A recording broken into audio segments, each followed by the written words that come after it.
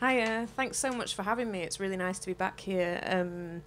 I'm going to try my best to be concise, which is never easy, especially when talking about such big things.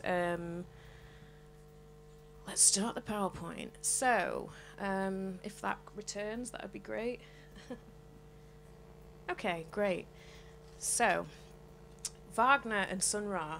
I entered into a PhD at Oxford aiming to compare these two artists, musicians who we associate with the weighty terms Afrofuturism, related to Sun Ra, and Gesamtkunstwerk, which means the total artwork, which is related to Wagner.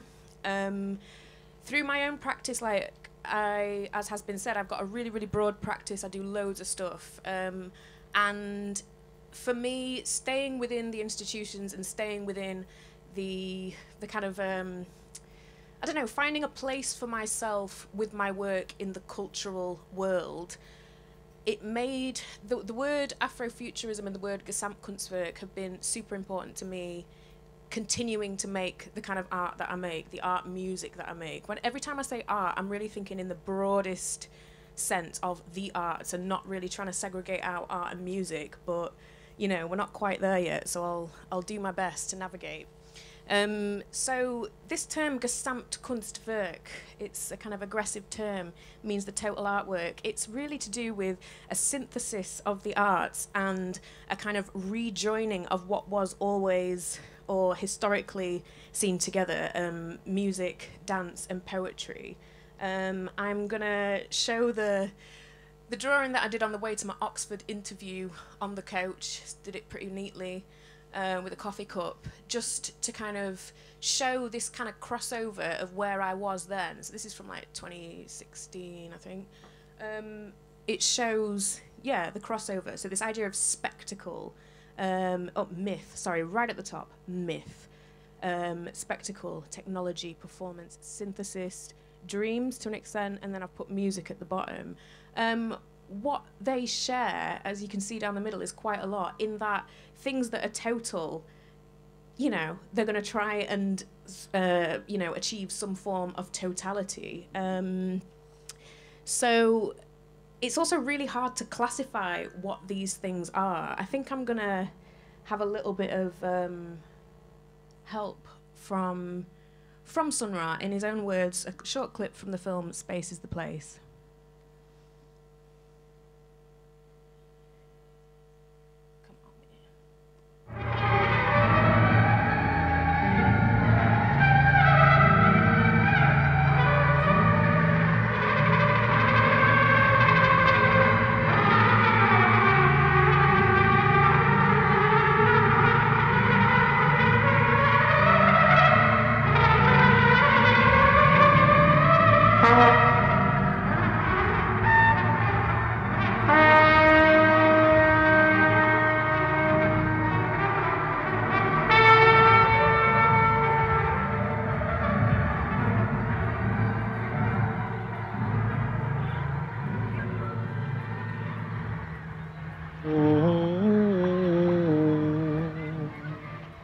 The music is different here. The vibrations are different.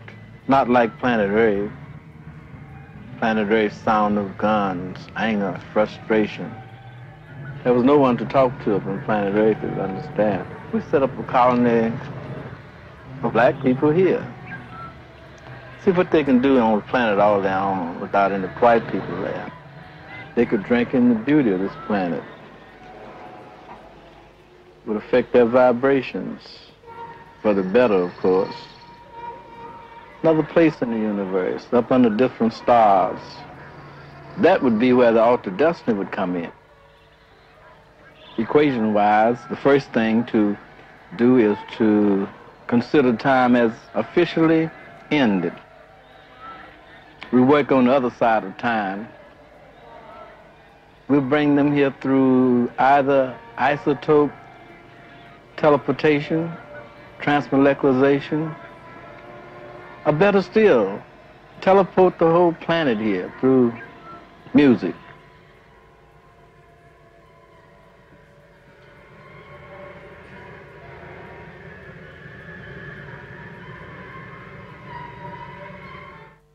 Yeah, if you haven't seen Space is the Place, watch it. I'm also gonna play a clip from Joyful Noise because it just says it better than I can right now.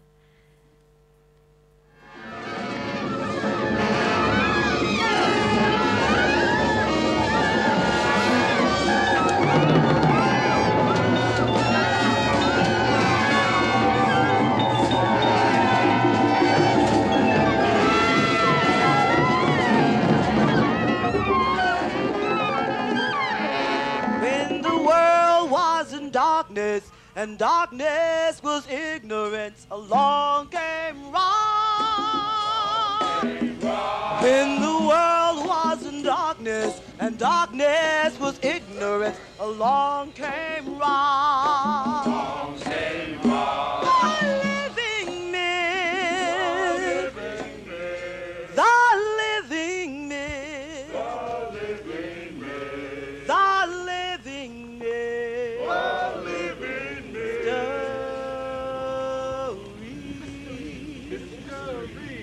the living myth, the living myth, the living myth,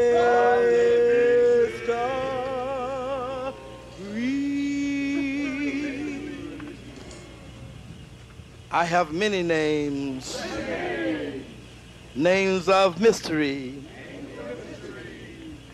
names of splendor, names of shame. I have many names. Some call me Mr. Ra. Others call me Mystery. You can call me Mr. Mystery.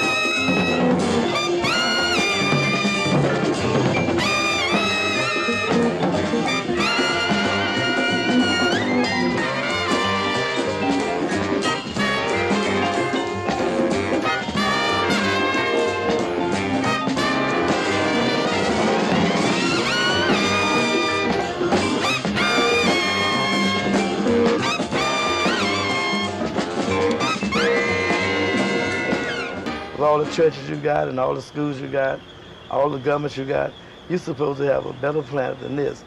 Well, then man has failed. Spiritually, educationally, governmentally, he's failed.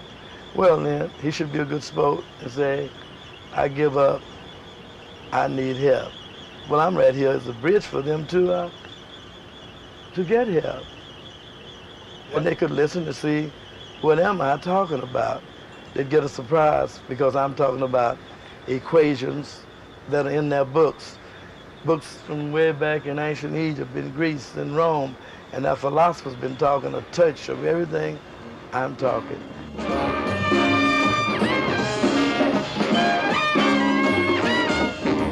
Calling planet Earth, calling planet Earth, calling planet Earth, calling planet Earth. So yeah, it felt important to kind of play that so you could see Sun Ra's unconventional band leading style or conducting style, if you want to call it that. But you know, Sun Ra was a polymath, so he was from Saturn. He's not from this planet. Sent to Earth to spread joy through music with the orchestra that he founded. That's a picture from, you know, the 20 teens. Marshall Allen, who's like 93 now, still band leading, still going. I don't know if you've ever seen the Sun Ra Orchestra when they tour. You have to go see them. There is this, yeah, this kind of contagious joy. The way they dress, which they've been dressing, you know, in this splendid way, this Afrocentric kind of, you know, a nod to the Egyptian kind of majesty, which was at the time, you know, a lot of people didn't take them seriously because you were supposed to like not express yourself in that way. But this was like revolutionary, black pride. And not only that, but he revolutionized kind of improvisation through a band, an orchestra setup. So encouraging solo improvisation amidst the whole, bringing everyone back together, not necessarily using too many written sheet music, but you see a music stand there. So Sun Ra's a big deal in terms of organizing sound, what we would call an orchestra. You know, he calls an orchestra. There's various different spellings and terminologies of that. I love this image. It kind of pretty much sums up how I feel a lot of the time in terms of thinking about music. So I'm just going to play, sorry, there's a few clips at the beginning, then I'll move in.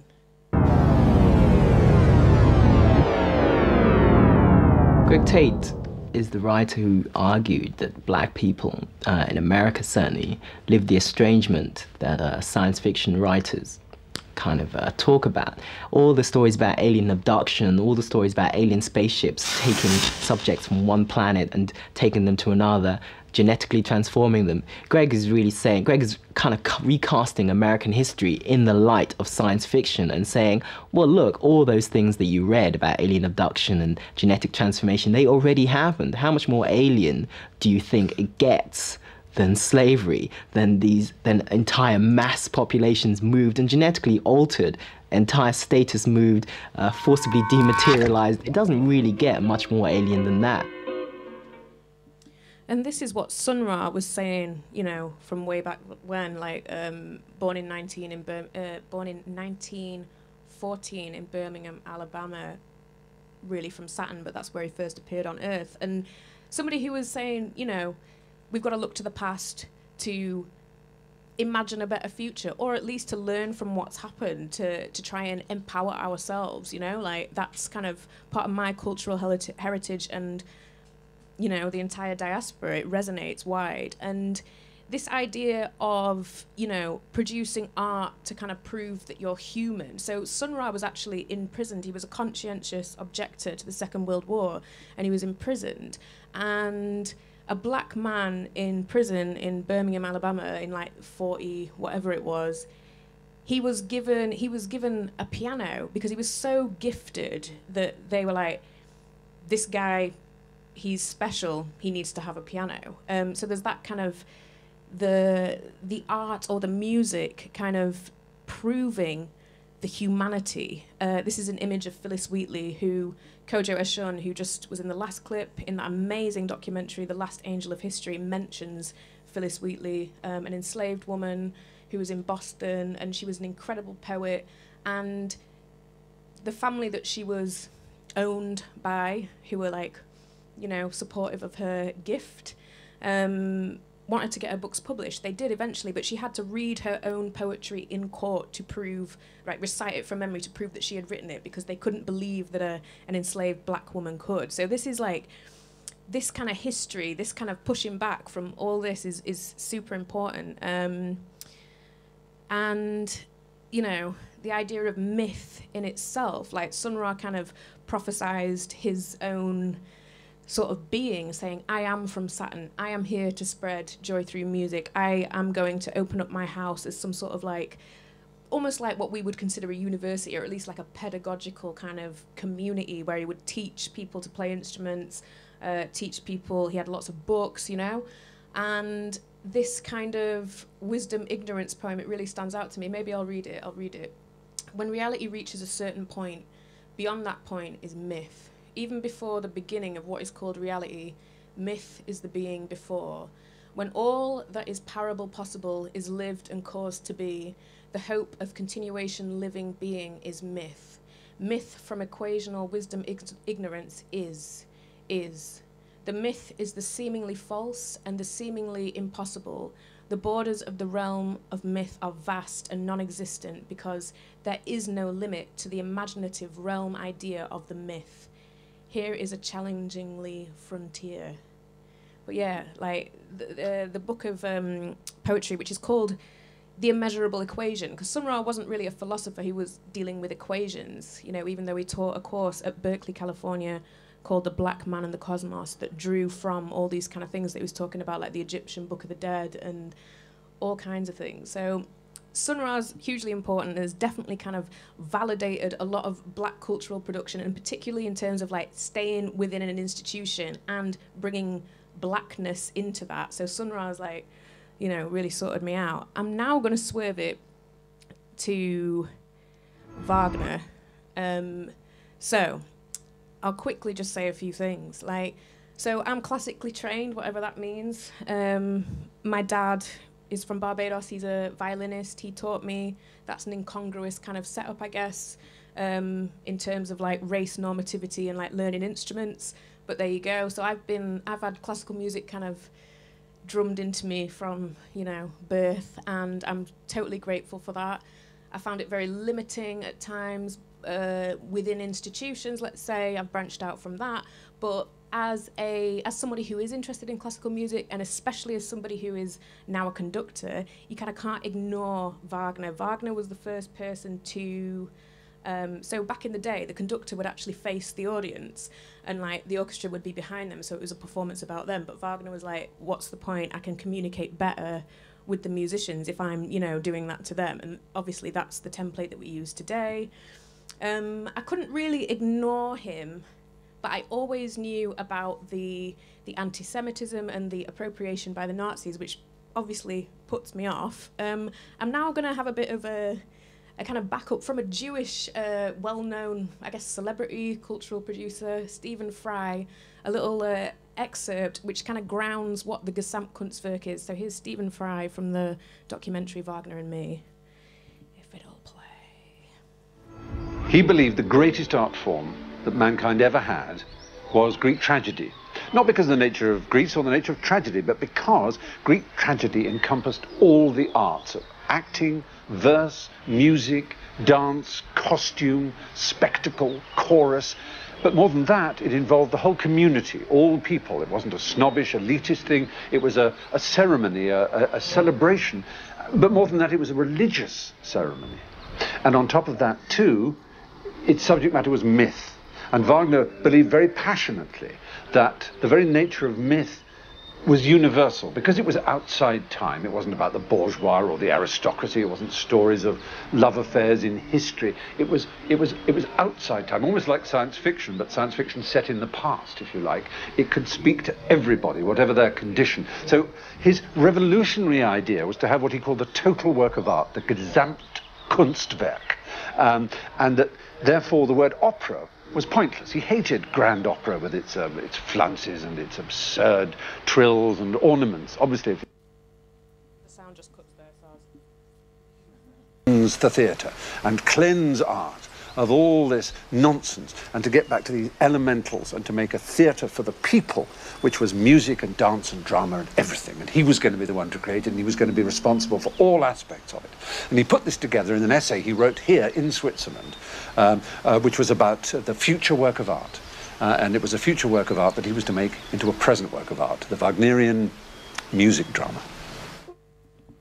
thank you, Stephen Fry. So, yeah, so conducting, also being a composer and somebody that likes to very much kind of has a tendency to dominate. I like to compose, I like to conduct, I like to do all the things, but yeah, you have to have an awareness, which I don't think Wagner did at all, of what it means to kind of have this role of power within an orchestra. And this is an image that I refer to quite often just to remind myself. It's called Dictators by Christian Marclay. Obviously the conductor is the dictator, the orchestra is a kind of potentially, it's, you know, represents a society. So it's like really thinking about how does one like maneuver when you've got all that power. But yeah, Wagner kind of built the Festspielhaus, or the Festival Opera House in Bayreuth, which I had the experience of going to Bayreuth. I didn't set foot inside there because I couldn't get tickets and I wasn't allowed. And my feeling towards that was ultimately relief. Yeah, it's set on the top of this hill. It's called the Green Hill, so it really sits atop the town. The thing about the Festspielhaus is, yeah, it revolutionized theatre and how we kind of you know, go about the ritual of theatre is in debt to this moment. There's no mistaking that. So Wagner was the first one to sink the orchestra into a pit so that all eyes could be on the stage. That's like standard, I guess, everywhere. The lighting there was the way that lights turn down when we're at the theatre or the cinema. That happened for the first time there. The traces are everywhere. I mean, like, all right, heteronormative life would obviously resonate more with this stuff, but Here Comes the Bride, the do-do-do-do-do-do-do. That's a march from Lohengrin.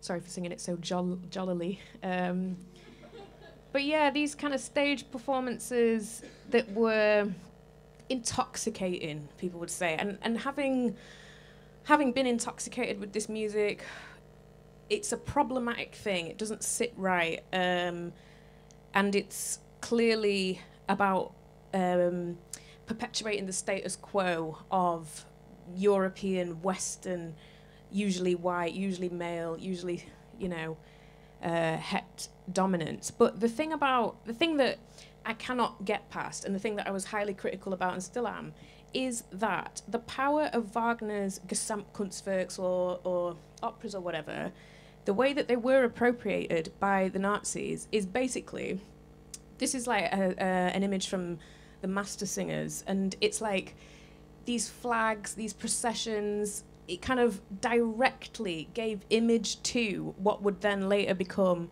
you know, like Hitler's kind of vision. Hitler's vision was preconceived by Wagner in the kind of stagings. You can see it, you know? It's like, it's kind of undeniable. You can tell I'm a little bit uncomfortable, like, talking about it, and I think that's fair enough. But it's important, especially as, I think globally, I can speak for the UK, I can speak for a few other places, that fascism is amplified. It's never gone away, but the volume's up, you know? And I feel that, I think a lot of people feel that, and I think we feel it globally. So it's like, what can we learn from this? And going to Bayreuth itself, it's a paradise if you fit into that world. I mean, like, I don't think I do. This is a kind of advert from back in the day about chocolate that was, you know, colonial chocolate and all this stuff. So it's all deeply embedded into things that are of, you know, the diaspora. So I've kind of dug a bit and just kind of seen this stuff runs deep. And then, you know, it's not gone away. Like, this is today. Like, there was a bar. They have bars around like this. There's a really bad quality image of the bar with this kind of, you know, it's gollywog-like, you know? It's like a black caricature in a way, in a position of service around beer. It's deeply uncomfortable to kind of go there and kind of be in a place like that and be like, okay, here we are. And, you know, it's kind of, you can't talk about Wagner without bringing up the problematic stuff. And so many people do. And I think that's my problem. That's my big problem. It does have an effect on people when they hear the music. And it's like, what do we do about that? There's lots of things we can do. I'm going to play a clip.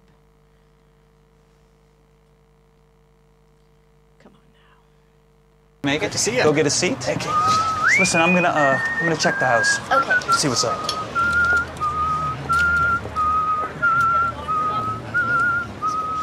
What is that? I don't know that one. It's Wagner. Really? It's called Siegfried Idle, Yeah. and he wrote it as a birthday present for his wife Cosima. Really? She woke up in the morning, and she heard this beautiful music, and she came out on the landing, and he was conducting this orchestra. And it's so beautiful, so too. romantic. Yeah, listen to this.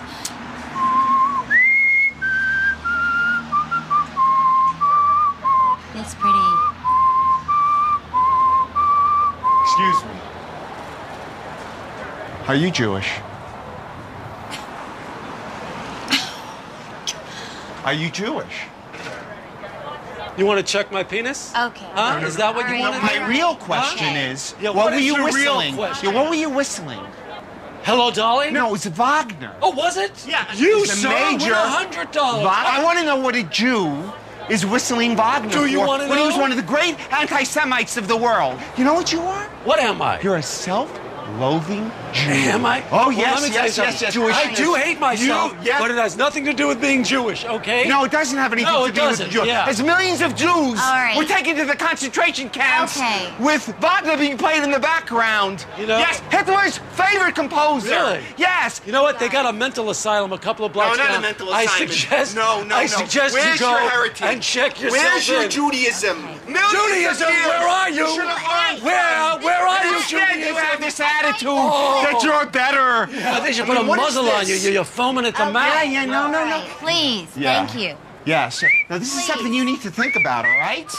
Hey, Hey, how are you? what's going on? Everything all right? No, no, You okay? no, not. But I'm looking forward to your movie. I'm so it's gonna glad be you're here. great. Get a seat. I'm so glad you're here. Yeah. Is everything all right? You know that guy? It's Walter. Walter? Yeah, he lives right by you. He lives by Three me? streets away, your neighborhood. Oh, that's comforting. Really obnoxious. We should get a seat. Come on.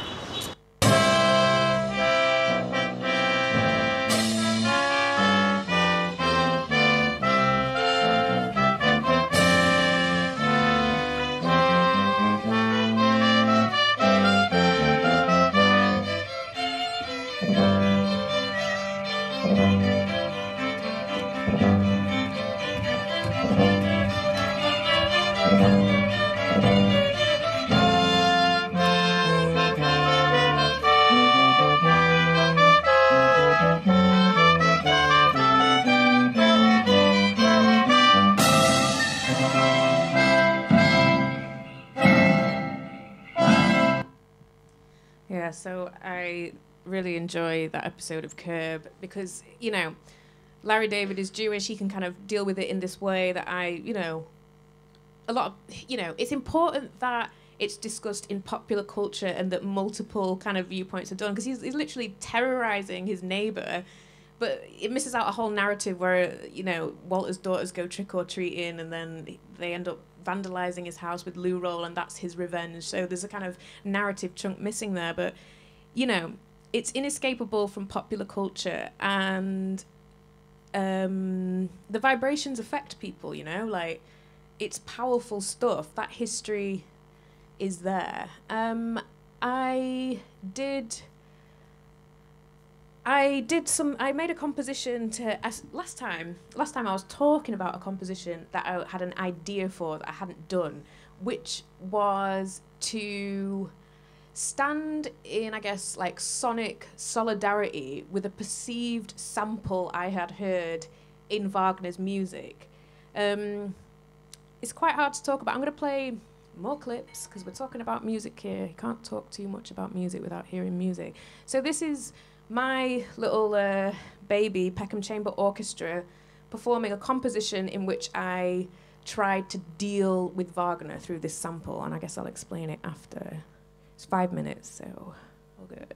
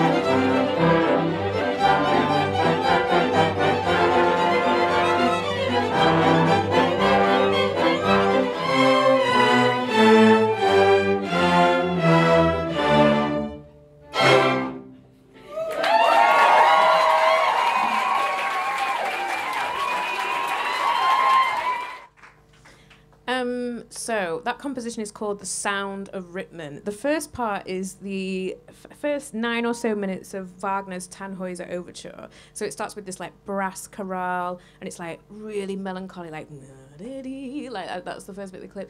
Then it amps up, and it's really building and building, and Wagner's really known for sequence, so like motifs like going like repeating but going up. So that part that was like da da da da da da da da da da da da da, and it's meant to go up to this grand place, and I'm like, I know that, I know that, I know that, I know it. Sound of Music, Sound of Music, Do Re Mi. The first time I heard Tannhäuser, because I didn't start listening to Wagner till like 2015, 2016, when people were like, you're conducting, you've got to. I was like, okay. Heard that and was like, that's the Sound of Music. Went and did some digging on the Sound of Music. We know it's written by Rodgers and Hammerstein in like 50 something in New York, and I found out that a German Jewish woman called Trude Rittmann devised the entire Do Re Mi sequence, and that her father was killed by the Nazis, and then she moved to New York, and there was 2 productions at the Tannhäuser at the Metropolitan Opera, New York Met, between like 51 and 53. That's when she was around. She's a composer and arranger. I'm like, she went to see it, she would have known about it already, and she would have been like, right, sampling that, I'm sampling that, because Tannhäuser is also like, the narrative is about like this singing competition that takes place between like Venus and Earth. I'm kind of paraphrasing. Look it up on Wikipedia. I want to talk about Trude Rittmann, but it's lofty, and there is this beginning bit to do with the elementals of music, like the scales and stuff.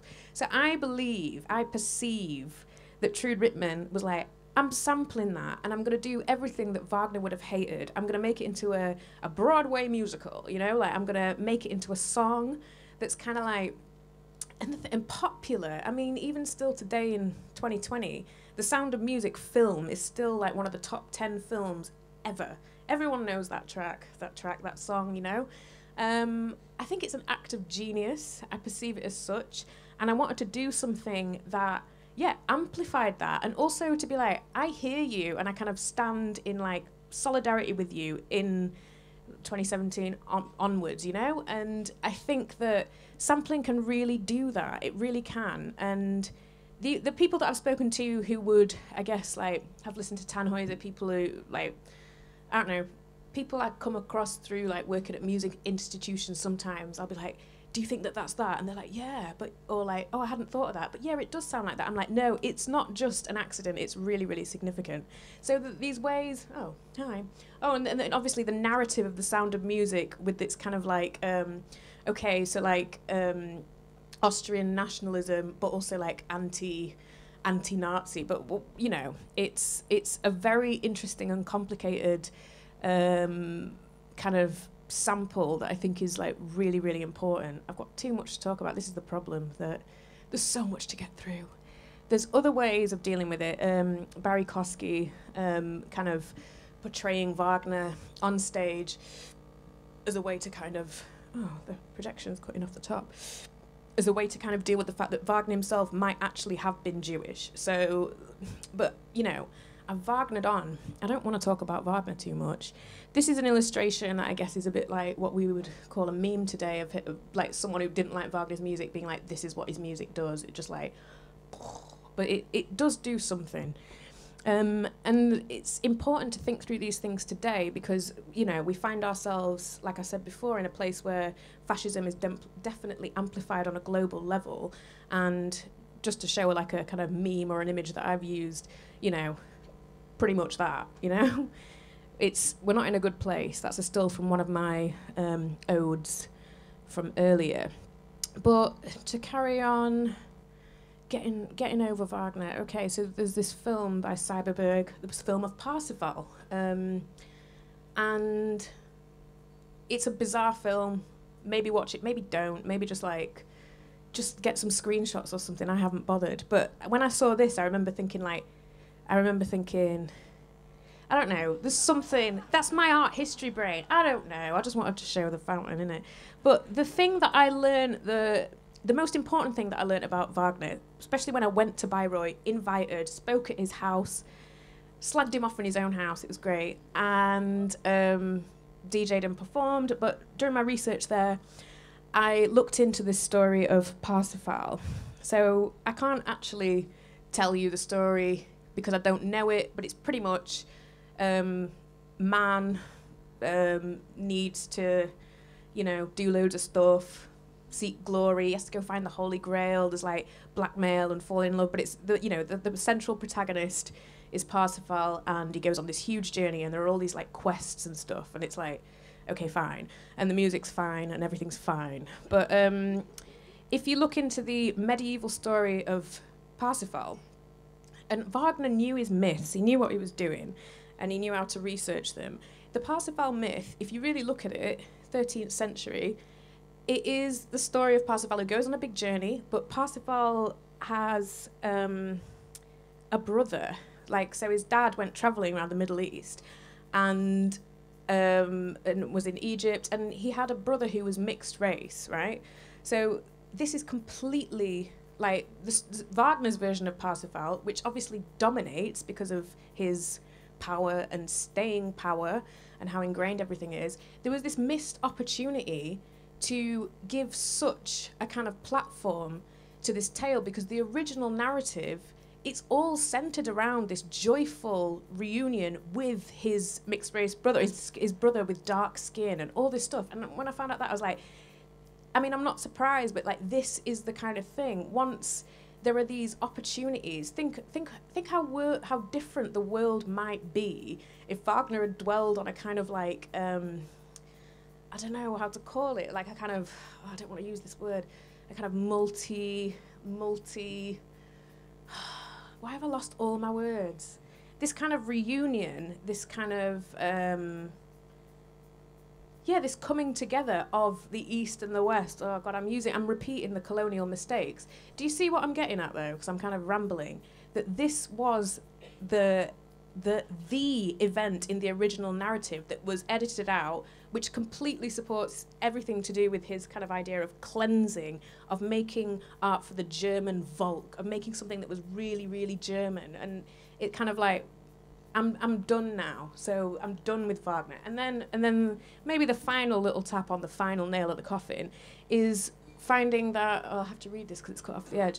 So going to Bayreuth, weird place, I'll read it.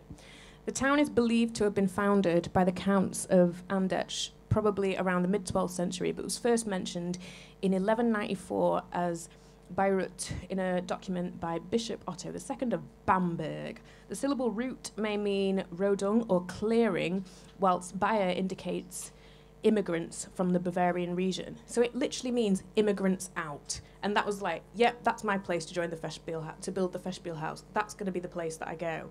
So the whole thing seems to be very much reinforced for any kind of like critics or whatever who are like, no, the anti-Semitism wasn't really there. It's absolutely there, but more profoundly, it's like, it's a kind of fascism considered on every level. And I think by kind of, you know, having said that at its house, having said that here, I'm kind of done with it. But,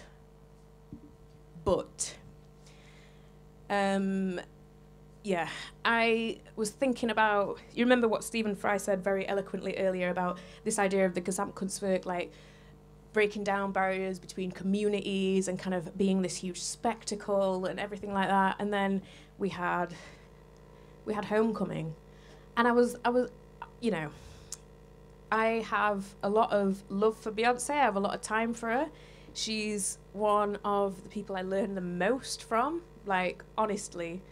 The way that she visualizes kind of black history within her videos is something that I think is educating people on a mass scale. I think she does it really well. But watching Homecoming, I was like, if there is such a thing as an Afrofuturistic Gesamtkunstwerk, this is it.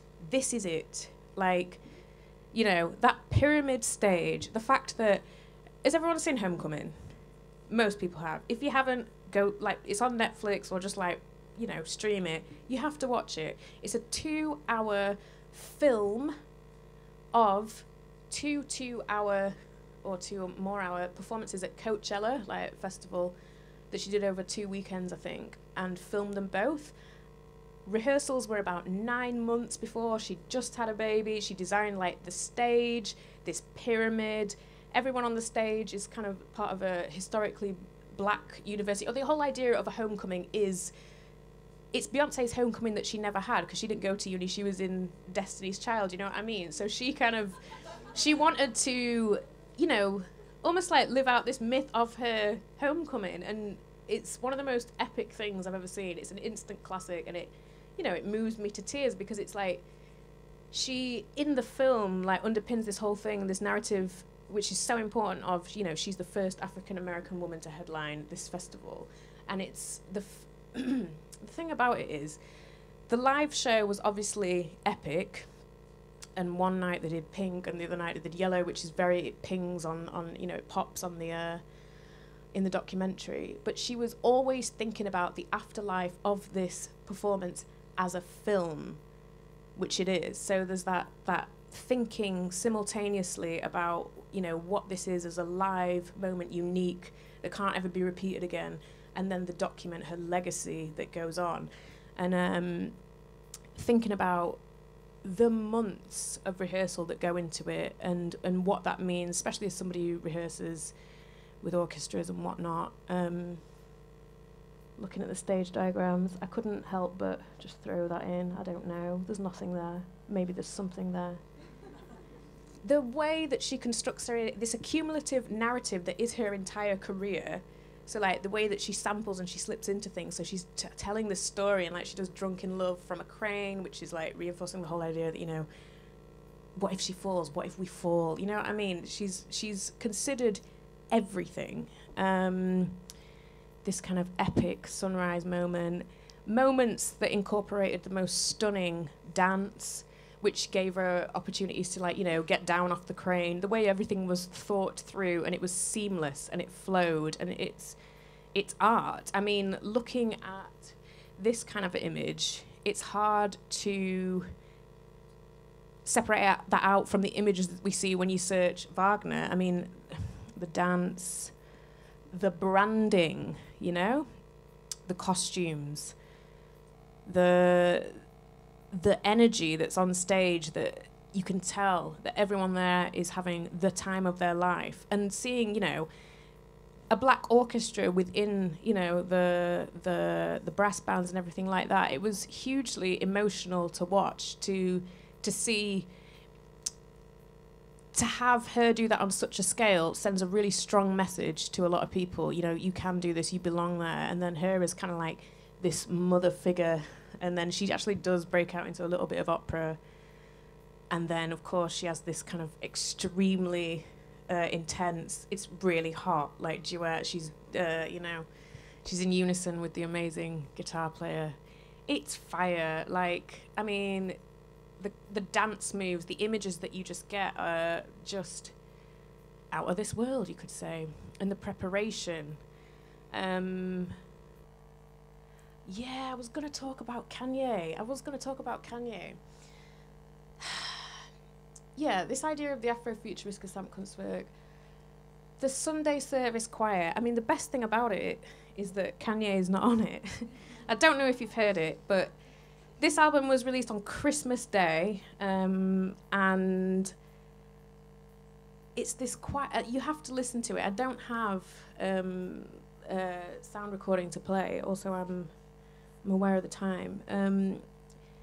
But there's a similarity in this, in that the considerations that have been paid in production to capturing the essence of the live. So you're like, you know, the hey, oh, and like, you know, like ambient things that you would do in a live performance that if you were in a studio you wouldn't want to have there. You wouldn't want to hear the room, where you wouldn't want to, you know, have anything other than the sounds that you are putting forward as music. But there's a kind of totality in that, and you hear Beyonce talking about that when she's like, we need to get the sound guy, he's got to get the stamps off the stage, we've got to get everything. And I think that idea of kind of retaining or capturing the essence of this liveness, I think is super important to kind of hinting towards some sort of totality.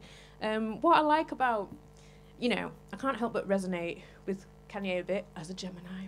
Also, this is crucial. anyone that thinks there's not a link between Wagner and Sun Ra, they're born on the same, they've got the same birthday, 22nd of May, Geminis. Yeah, almost 101 years apart, or 99. I'm not very good at maths, but I think that's wild. Kanye's a Gemini. I'm a Gemini. Anyway, but he put out, you know, simultaneously had Jesus is King, which is him rapping. There's some good stuff on there, and then Jesus is Born. And the thing is, like, even when he's not on the Sunday Service album himself, like speaking, rapping, you know, singing, whatever, you hear he's like, this is the issue I have with Kanye. He's more like a kind of Wagner, where he's like, this is all about me, she says, talking about herself for hours. But like, you hear him when the choir's like, yeah, yeah, yeah, yeah, yeah, yeah, yeah, yeah, yeah, yeah. It's like, yeah, yeah, yeah. He's making himself into this kind of like God figure, and it's fascinating. I have a lot of love for this album. I think it's an incredible album. Definitely listen to it. Not so much this one. I anticipate the film. I don't know when that's out. I'm curious to see what's good there. Yeah, but these kind of images, why did I do that there? We don't know. Oh yeah, to kind of like, Beyonce has this production, it's an artwork. It should be considered as such. I hope people study it for years, the way that we study operas and like Gesamtkunstwerks or whatever. And now I'm going to run you through the quotes, because this is the thing about Homecoming. It is a lesson. She's driving through these really, really important quotes that really resonate, I think, with a lot of people. And the emphasis on education. Like, you know, anyone who participated in Homecoming is the equivalent of what we would call like a master's or whatever. Like, the amount they had to rehearse and deliver on that scale. That's the thing, on that scale, not only with the, like, I don't know how many people in the audience, but the afterlife of that document. And I think it's, you know, epic. So we're going to have a Beyonce's lesson, and I have learned so much from her. I'm not, you know, I'm not playing. It's really, really important. You know, if you surrender to the air, you can ride it. To me, we are the most beautiful creatures in the whole world, black people, and I mean that in every sense. Education must not simply teach work, it must teach life. Our mothers and grandmothers move into music not yet written. You can't be what you can't see. The youth need to see greatness reflected in our eyes. Go forth, let them know it's real. And keep going no matter what. Without community, there is no liberation. You've chosen to be a person of integrity to the best of your ability before the worms get your body. What I really want to do is be a representative of my race. I have a chance to show how kind we can be. Feminist, a person who believes in the social, political, and economic equality of the sexes. So those are the quotes that are woven into the documentary. But it's like, that is, to have those things there, it's like, in one place, took me ages to kind of like, you know, it's so moving because it hits on a level and you don't, the vibrations get you, the lesson goes through your body, through the music, and it affects you on a molecular level. So yeah, respect to Beyonce for creating a total Afrofuturistic, black-centric artwork.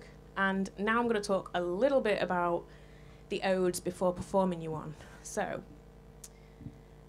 obviously it's wordplay, and, you know, I'm punning on the ancient Greek, the thing that Wagner was on about, odes, you know? Like, but I'm thinking about it through the idea of debt. So, at the very least, repaying yourself culturally. I'm speaking as a diasporic person who went through the school system in the UK and never learned about enslavement apart from a quick, like, you know, brief, concise few words from dad at a young age, and then just like really not knowing.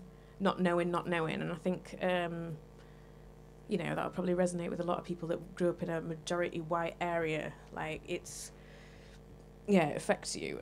A very important symbol, one of the Ghanaian Adinkra symbols. This is a Sankofa bird, and it represents moving forward, so its feet are pointing forward, but simultaneously looking back. So you have to have an awareness of the past in order to move forward, otherwise you're kind of stuck.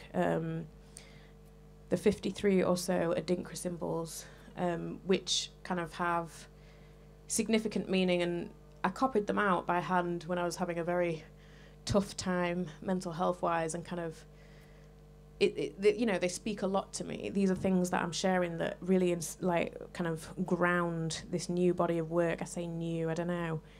The odes have been going on for a while. What have we got here? Aha, another clip. A good one. They're all good. The first touch with sci-fi is when the slaves were using drums to communicate over the distance.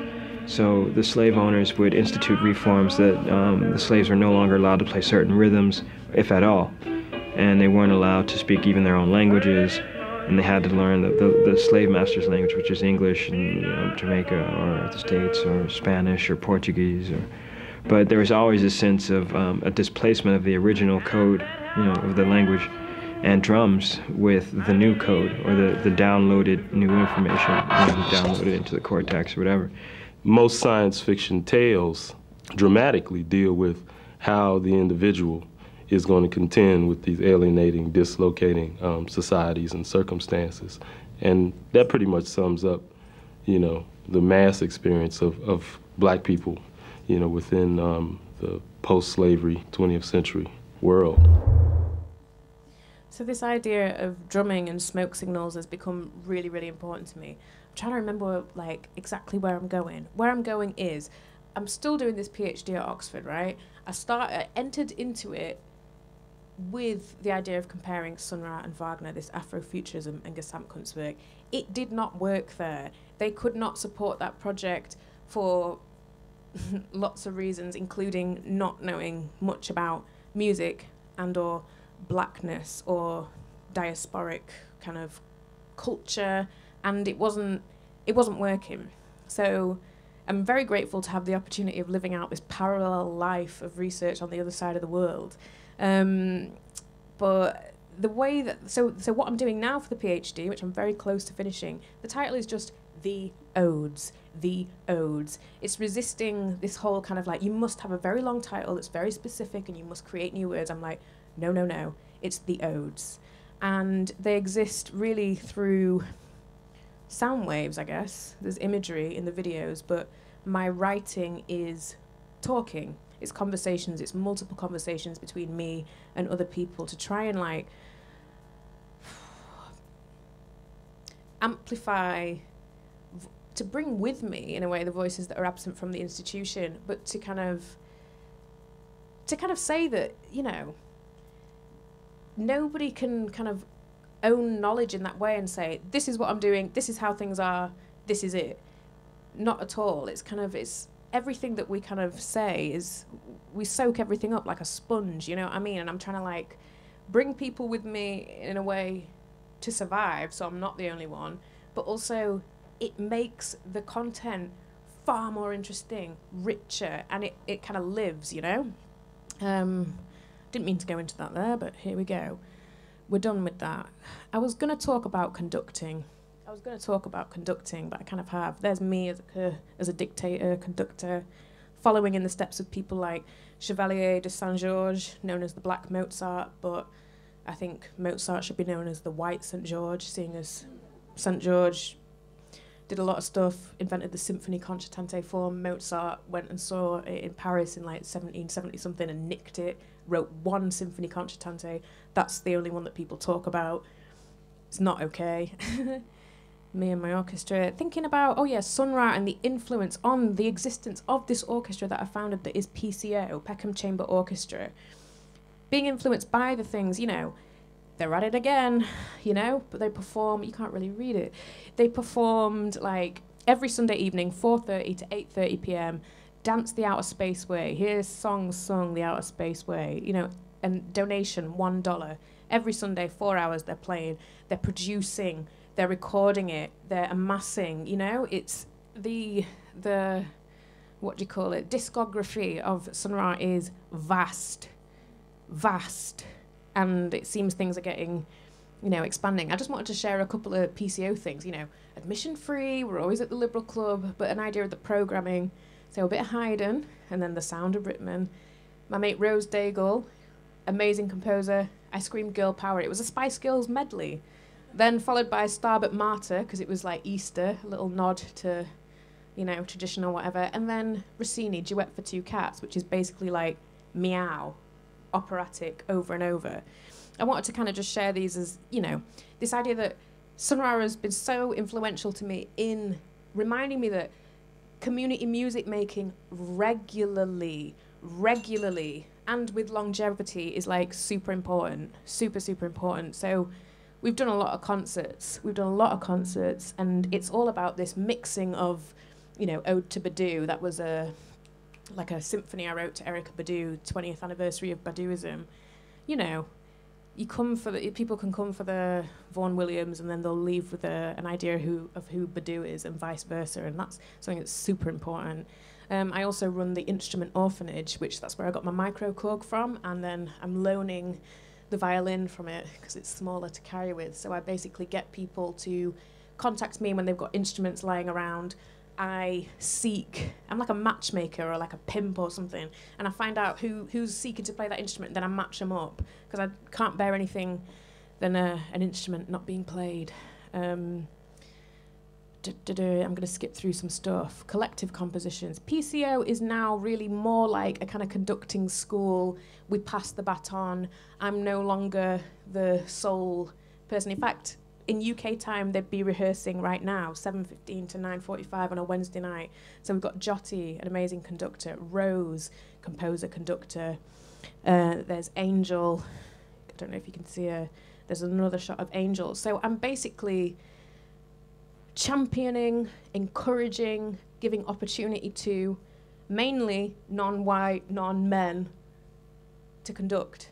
And it's something that's really, really important. And the fact that that is going on, you know, now, without me having to necessarily be there, is a really important part of everything that I do. So PCO is super important because it positively affects literally everything. Just getting together, zoning out of life for a week. We need more of that. We really need more of that. There's few places where you can kind of do that. And of course it is centered around owning an instrument, trying to do the Instrument Orphanage. But the next thing that I will be doing is starting a choir. This is an image of the Fisk Jubilee Singers, like the activists who basically funded getting Fisk University started. They also have, they did that amazing recording of Swing Low, Sweet Chariot. It's in like, they're amazing. They're amazing vocalists, and they used their power and everything to make change. I'm hugely influenced by them. And things are happening, you know, like this is an image of Black, Caribbean and British composers. Identity and Aesthetic, 5 British Caribbean composers, which I was like interviewed for. People are documenting this stuff. It's happening. We're kind of being there, reminding myself of that. I'm going to skip through the next bit because I'm got to save some energy, or am I? The Tati Cover Orchestra, an orchestra I was able to be part of in Johannesburg. They invited me to conduct, and I said no, because I don't want to be a dictator all the time. And I ended up playing viola and theremin and learning so much about kwaito, which is an amazing genre of music. It's a bit like garage, but not really, born out of Soweto. But these were amazing musicians in amazing times, and redefining, you know, this idea of orchestra. There are multiple different ways that this formation of people can be, and it's so important to remember that. The collaborations that have come out of it, like The Brother Moves On, me and my dear friend Bradley Zero, who runs Rhythm Section, we started doing a series of events called Live, where we get people together and do live events, and we've had about 4 of them. It's sporadic, but they're special. And getting to share the stage with like Shabaka Hutchins was epic. And kind of keeping this vibe alive, the orchestra vibe alive, as opposed to the orchestra. And then the way in which contemporary musicians are tapping into this idea of myth and making sure, the projector's cutting off the title, making sure that artists and cultural producers from all areas are educating each other. So, for example, a still from Sons of Kemet video, which is shot in Soweto in Joburg. Sons of Kemet, In the Castle of My Skin is the title of that track. And I didn't know that that's the title of a book by George Lamy, and he's Bayesian, so I bought that book for my dad. I didn't know about that. Learning from contemporary jazz, the title of A Brother Moves On's album, A New Myth, you know? How do we kind of own our narratives? And the artwork there is by an amazing artist called Dennis Nolan, and I just love it, and we stole that for Rhythm Section. And this idea of myth, that's how I got into academia. I was obsessed with Orpheus, this ancient myth of the power of music, the ability to transform or transfigure sorrow into joy. You know, it has this ancient kind of presentation that I don't even know. It's just the power of the power of music to overcome. But that's just something that is not, that lives so far, so deeply in diasporic history, but I was dwelling on it through a kind of Western European viewpoint for a long time. And then I started thinking in terms of contemporary people, and I was like, Frank Ocean is contemporary Orpheus. He sings about unrequited or unattainable love. He sings so beautifully. D'Angelo could be Dionysus, always ripping himself apart and returning with a brand new album. Do you know what I mean? Like, there's all these parallels. So I started like thinking broadly and like being asked to be on this documentary with Neil Gaiman and like Margaret Atwood, Orpheus Underground, and starting to get out. I've skipped back in time. Time's non-linear. It's fine. Black Orpheus was the film as well that kind of did it for me. The Camus film, stunning. Set in Rio de Janeiro, is a kind of retelling of the myth. The book, Black Orpheus by Sartre, which I think is very special in that it's a white philosopher at least attempting to appreciate the point of view of others. The journal Black Orpheus by Yuli Bayo, which disseminated a lot of West African writing, including Chinua Achebe. So this was going from like the 50s to the 60s. All this stuff, this debt, this cultural debt, it's, you know, it came out of different places. I'm not gonna play that, am I? Let me just, what's this? I'm gonna play a clip of one of my earliest odes. It's only 2 minutes.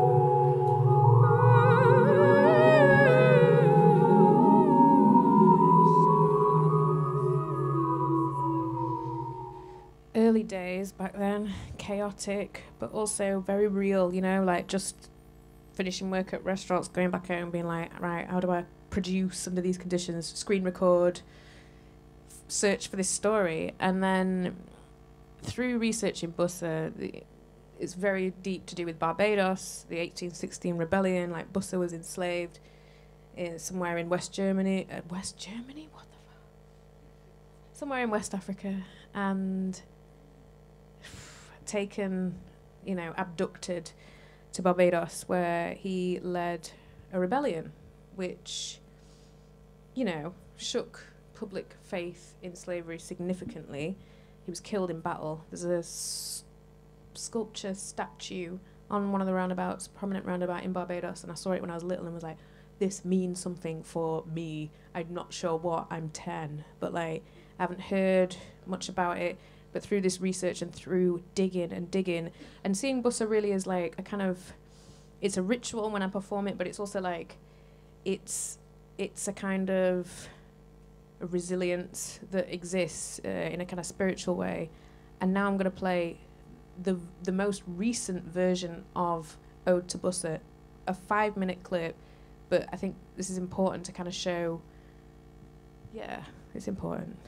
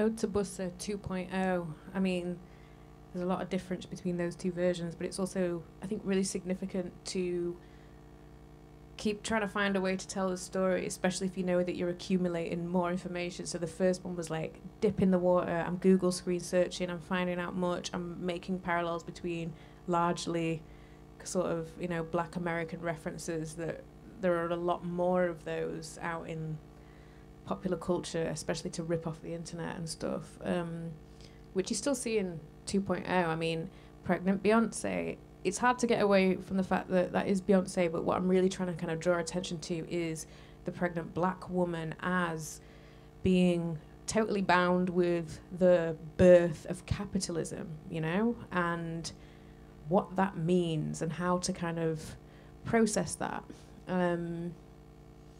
But yeah, need to wind up, then definitely going to need a little break before performing. I think me and everyone, I don't know. You seem all there. I don't know, maybe it's just me.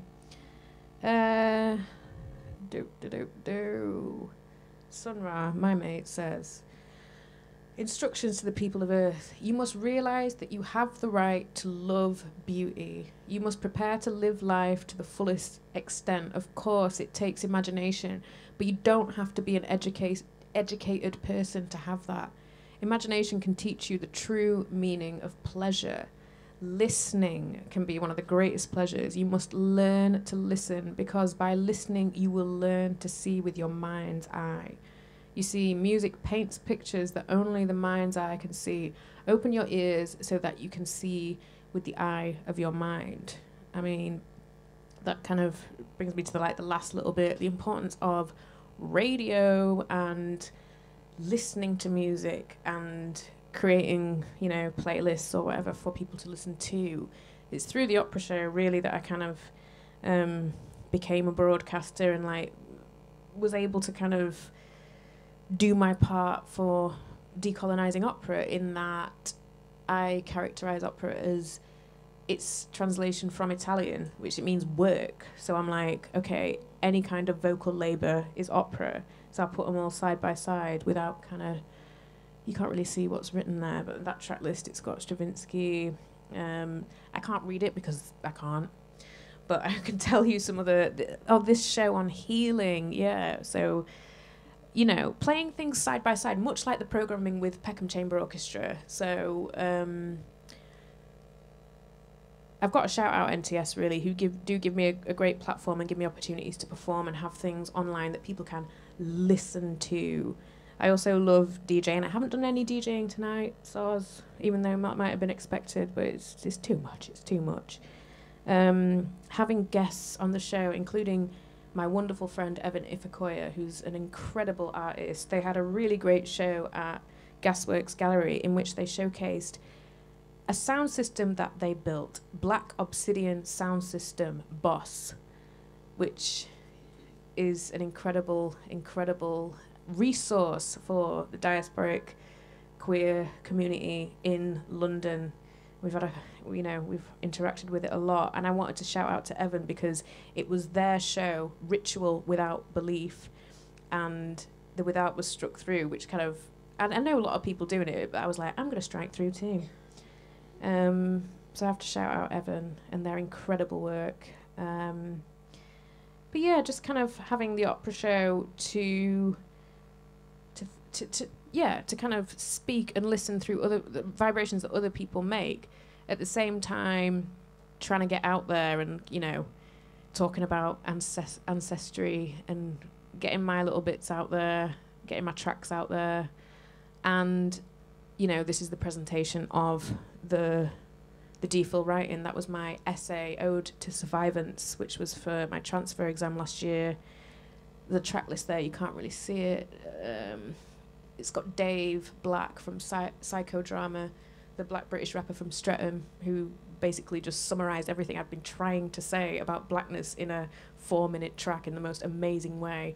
It's got Gail Lewis, the sociologist, in Conversation. That's played over Elgar as a kind of joke to speak through patriotism, to have Elgar playing underneath a black queer woman talking about how fucked things are with like Windrush, you know? Conversation in Peckham, London, July, myself and my dear friend Jacob V. Joyce, Klein live at the Barbican, More Mother live at the Barbican where I was there. You know, like I'm kind of, that's my writing, so that's what they're having to deal with on the other end of the institution, and I wouldn't have been able to kind of write in that way if it wasn't for having this blank canvas that was NTS in order to kind of define for myself what I kind of wanted to say, you know? So that's how I write now. It's also going pretty well with getting bits and bobs on the BBC, which is like fine, but like I am really happy about it, but it's also, it doesn't matter if you're at Oxford Uni or at BBC or, I don't know, other places in the world where you're kind of, you're not free from the kind of expectations of you walking into a space like that. I mean, this image kind of sums it up. It was a panel at Cafe Otto. Everyone else is like, lol, lol, lol. And I'm like, you fucking serious? What are you saying? I won't go into it. That was a whole load of nonsense. But, you know, we're not kind of free of this, the dominance of whiteness. It's still out there, and of course it is. I mean, I'm just now showing you stuff. It's good to have stuff out there on the national networks, you know. And like, lol, the last thing that the BBC played when I took this screenshot was a track I made called "Sad," seasonal affective disorder. There's a nice, I really like this track that's out there. It's called "Ode to Summer Madness." It's a cover of Kool and the Gang that I did in my room when I was like literally in the worst state, because it's like, everything I make is made in my bedroom. You can see maybe you can see if you're at the front, there's an injured leg on the bed, and then there's all my kit out. And I was like playing the viola like down here because I had this leg injury. But it all comes through in that track, and it's kind of like, it's like the opposite vibe of Kool and the Gang. It's just like, ooh, but it does something. Studio is my bedroom. My bedroom is my studio. That needs to change. I'm not sure why I'm sharing this. But there we are. I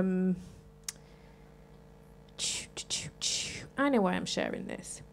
Because I guess I'm trying to talk about a qualitative lack in a way.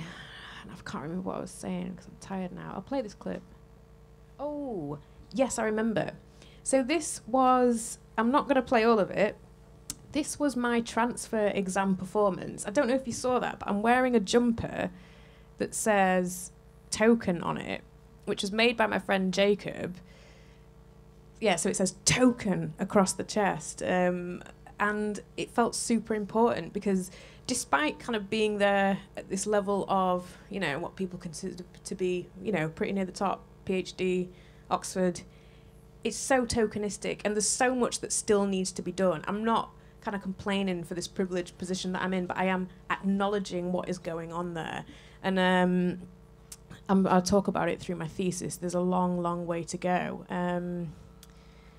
And I'll play this. James Baldwin says I don't know what most white people in this country feel, but I can only include what they feel from the state of their institutions. I don't know if white Christians hate Negroes or not, but I know that we have a Christian church which is white and a Christian church which is black. I know, as Malcolm X once put it, that the most segregated hour in American life is high noon on Sunday. That says a great deal for me about a Christian nation. It means that I can't afford to trust most white Christians and certainly cannot trust the Christian church. I don't know whether the labor unions and their bosses really hate me. That doesn't matter, but I know I'm not in their unions. I don't know if the real estate lobby is anything against black people, but I know the real estate lobbies keep me in the ghetto. I don't know if the Board of Education hates black people, but I know the textbooks they give my children to read and the schools that we have to go to. Now, this is the evidence. You want me to make an act of faith, risking myself, my wife, my woman, my sister, my children, on some idealism which you assure me exists in America, which I have never seen. I have to play that because it resonates a lot with things that I find hard to put into words now that kind of seem as though I'm complaining about stuff. You know, this idea that that's all in your head. That's all in your head, or just walking into spaces and being expected to know nothing about sound, for example, or are you the cleaner here, or, you know, that kind of thing is a daily occurrence for myself and many others, and it just drives through the fact that qualitatively things have a long way to go, and things have shifted in a way that's, you know, we're still you know, there's a lot to shift. And in terms of being in this kind of privileged position, this is the last quote I'll do, and then I think we're going to have a break. It's Bell Hooks' Teaching to Transgress, which is a hugely important book. Often individuals who employ certain terms freely, like theory or feminism, are not necessarily practitioners whose habits of being and living most embody the action, the practice of theorizing or engaging in feminist struggle. Indeed, the privileged act of naming often affords those in power access to modes of communication and enables them to protect an interpretation, a definition, a description of their work and actions that may not be accurate, that may obscure what is really taking place. And I think that resonates a lot with the choice of striking through the words, because what is Afrofuturism? Is it not kind of just getting up and getting on with that day if you're living in a situation of extreme kind of oppression? Surely that's it, having the strength to get up and carry on. It exists in lots of different ways, and we're here, me obviously included, throwing around these massive words for this game of academia, but it's really important to remember that naming is a privileged act. I've learned a lot through being able to pinpoint and identify what's going on, if it's a microaggression, a macroaggression, and sharing that with other people, but that's kind of keeping me sane, keeping me alive, and I feel a debt to kind of pass this on. So the odes functions like that. This obfuscation as well, this is stills from a work called Ode to White Noise that was completely layered up with white noise over pretty strong things like, did the New Crossfire create a black British identity? These kinds of things, you know? This is what I'm trying to get at. And literally the fight for black Britishness, that's a warped image of Nicola Adams, the boxer, Olympic gold 2012. Going places, literally researching things like Dunbar Creek, the myth of the flying Africans, which was brought to me again. That's a layered still from Beyonce's Lemonade, Love Drought. I have learnt so much from her. That's an image of me performing my work. And if you happen to be in Sydney, you can go and see this installation, which will be there from March till June. That's the drawing I sent them. It hasn't changed much from that.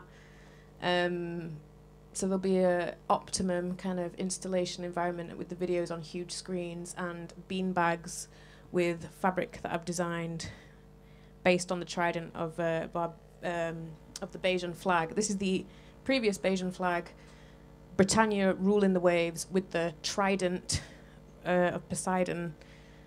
And in '66, when Barbados gained independence, this was the sick design of the flag, which I love. I love it. I wear it on a pendant. That broken trident, that symbolic break from colonialism, which is not. It's more symbolic than anything else. However, it's super important. We're more here. We're more here with Brexit. The kind of, yeah. If I ever see that flag, I feel worried, and I try and use it through sound waves, which you can't really see in that still. It's hard with so much layering to gather them, but I just wanted to share that. And looking back, Sankofa, again, moving forward, but always looking back. And the last image that I have is from my very first term of my very first year of uni, where I was painting. And it's just to think about how long I've just spoken for, I think it's interesting to end with this image. So yeah, I used to be a painter, and I've got, for those of you who can't see it, there's a piece of masking tape over my mouth. It's actually a pretty sick painting. Like, I was a photorealist painter, and I've got the same face, but none of my tutors ever questioned me about why I had a piece of masking tape over my mouth. All they wanted to talk about was Chuck Close and photorealism, and I'm just like, as somebody that teaches in art school now, I'm just like, fuck, this is why we've got to keep going and kind of have people that are able to talk about a different range of things and who are pushing for a non-dominance, you know? I feel like I'm trying my best. Talking of dominance, I've talked for a while now. I'm thinking, little break, then we best do the performance, eh? Thank you for appreciating Act 1. I appreciate it. Thank you.